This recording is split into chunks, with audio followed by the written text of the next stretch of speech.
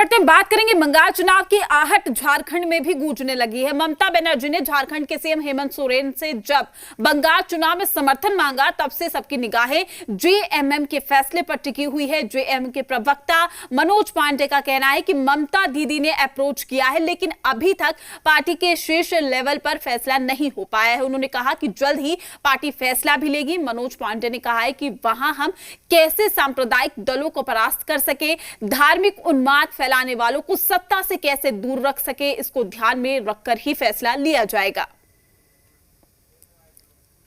ममता दीदी ने अप्रोच किया है और मदद मांगा है झारखंड मुक्ति मोर्चा से, माननीय हेमंत सोरेन जी से। अभी तक पार्टी के शीर्ष लेवल पर कोई फैसला नहीं हो पाया है, लेकिन मुझे लगता है कि बहुत ही जल्द हो सकता है आज भी फैसला हो जाए और वो बातें आपके संज्ञान में भी आ जाएंगी।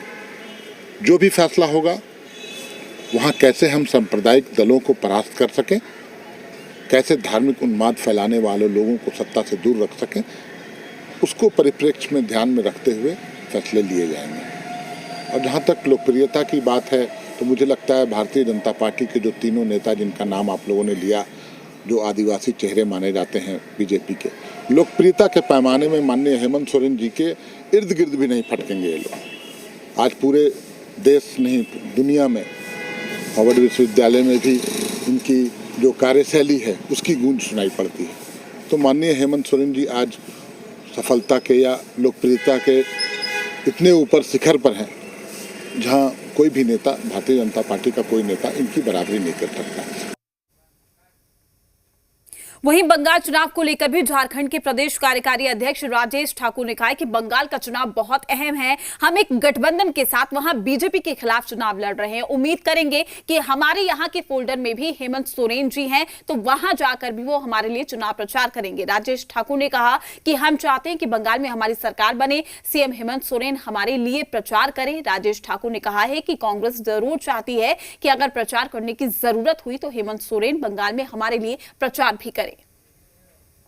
बंगाल का चुनाव हमारे लिए बहुत अहम है और हम समझते हैं कि हम एक गठबंधन के साथ भारतीय जनता पार्टी के खिलाफ चुनाव लड़ रहे हैं और हम पूरी ताकत के साथ लड़ रहे हैं। हम उम्मीद करेंगे कि हमारे जो यहाँ के फोल्डर में आदरणीय हेमंत सोरेन जी हैं वो हमारे लिए भी जाकर के वहाँ चुनाव प्रचार करें। अब तक कोई इस तरह की बात नहीं हुई है, लेकिन निश्चित रूप से जब हम उनको अपना मुख्यमंत्री मानते हैं और एक गठबंधन के लोग हैं तो हमारा जो वहाँ का मुख्यमंत्री उम्मीदवार होगा और जो हम चाहते हैं कि बंगाल में हमारी सरकार बने, तो हमारे लिए उनको प्रचार करने के लिए हम लोग जरूर कोशिश करेंगे कि वो हमारे लिए प्रचार करें। ठीक है, उनका ममता बनर्जी जी से भी एक संबंध है और उस नाते उनको आग्रह किया गया है, तो वो उनका अंदरूनी मामला है, लेकिन कांग्रेस जरूर चाहती है कि हेमंत सोरेन जी अगर प्रचार करने की जरूरत हो तो हमारे लिए प्रचार करें। बंगाल चुनाव को लेकर जेएम की भूमिका क्या होगी, फिलहाल अब इस पर सस्पेंस कायम हो गया। इस पर झारखंड बीजेपी ने जेएम पर चुटकी भी ली है।